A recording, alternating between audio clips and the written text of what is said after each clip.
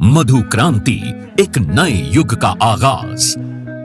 मधु क्रांति विकास के नए रास्ते खोल रही है, मधुमक्खी पालकों के जीवन स्तर को बेहतर बना रही है, साथ ही पूरी दुनिया में शहद के क्षेत्र में भारत को एक नई पहचान दिला रही है। भारत सरकार मधुमक्खी पालकों की आय को बढ़ाने और उन्हें आत्मनिर्भर बनाने के उद्देश्य से देश में मधुमक्खी पालन के संवर्धन और विकास के लिए सभी आवश्यक सहायता प्रदान कर रही है। माननीय प्रधानमंत्री के दूरदर्शी नेतृत्व में कृषि सहित मधुमक्खी पालन को बढ़ावा देने के लिए अनेक कदम उठाए गए हैं। किसान तरक्की की राह पर आगे बढ़ रहे हैं। अगर कोई सक्सेस स्टोरी मीठी मुस्कान भी बिखेरे और स्वाद में भी मिठास भरे, तब तो आप इसे जरूर सोने पर सुहागा कहेंगे। हमारे किसान इन दिनों शहद के उत्पादन में ऐसा ही कमाल कर रहे हैं। शहद की मिठास हमारे किसानों का जीवन भी बदल रही है, उनकी आय भी बढ़ा रही है। मधुमक्खियां न सिर्फ शहद देती हैं, बल्कि पर्यावरण और कृषि के लिए भी आवश्यक हैं। यूं तो भारत में लंबे समय से लोग मधुमक्खी पालन का काम पारंपरिक तरीकों से करते आ रहे हैं, लेकिन आज के समय में इस क्षेत्र में अपार संभावनाएं भी हैं और जरूरत भी है। मधुमक्खियों की इसी जरूरत और योगदान का जश्न मनाने और इसे और बारीकी से समझने के लिए ही मनाया जाता है विश्व मधुमक्खी दिवस। इसी आवश्यकता को समझते हुए 2020 में राष्ट्रीय मधुमक्खी पालन और शहद मिशन की शुरुआत हुई। उद्देश्य स्पष्ट था, मधुमक्खी पालन के कार्य को वैज्ञानिक और तकनीकी रूप से विकसित करना और ज्यादा से ज्यादा लोगों को इसके लिए प्रोत्साहित करके मधु क्रांति के सपने को साकार करना।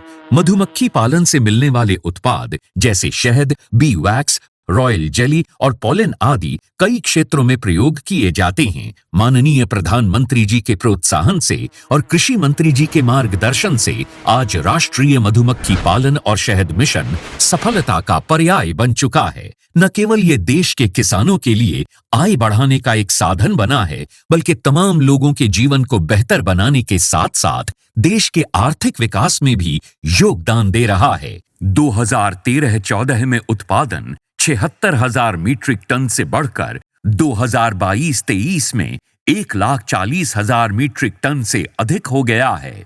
2013-14 में शहद का निर्यात 28,000 मीट्रिक टन से बढ़कर 2022-23 में 79,928 मीट्रिक टन से अधिक हो गया है।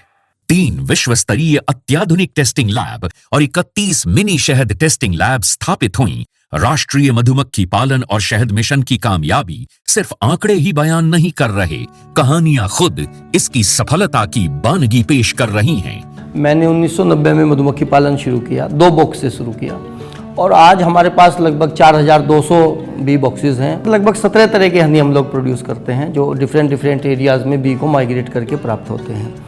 इसके अलावा जितने बी बॉक्सेस मैन्युफैक्चरिंग यूनिट है हमारे पास, वैक्सीट मैन्युफैक्चरिंग यूनिट है, 20 मीट्रिक टन पर डे का हनी प्रोसेसिंग प्लांट है। आज हमारा जो उत्पादन है वो 1 लाख केजी लगभग एनुअली हम लोग प्रोड्यूस करते हैं। यमुनानगर के सुभाष काम्बोज मधुमक्खी पालन के अपने काम के चलते आज देश भर में जाने जा रहे हैं। सुभाष जी ने वैज्ञानिक तरीके से मधुमक्खी पालन का प्रशिक्षण लिया। इसके बाद उन्होंने केवल 6 बॉक्स के साथ अपना काम शुरू किया था। मैंने सिर्फ अपने पोलिनेशन के लिए और शहद खाने के पर्पज से ये बॉक्स रखे थे।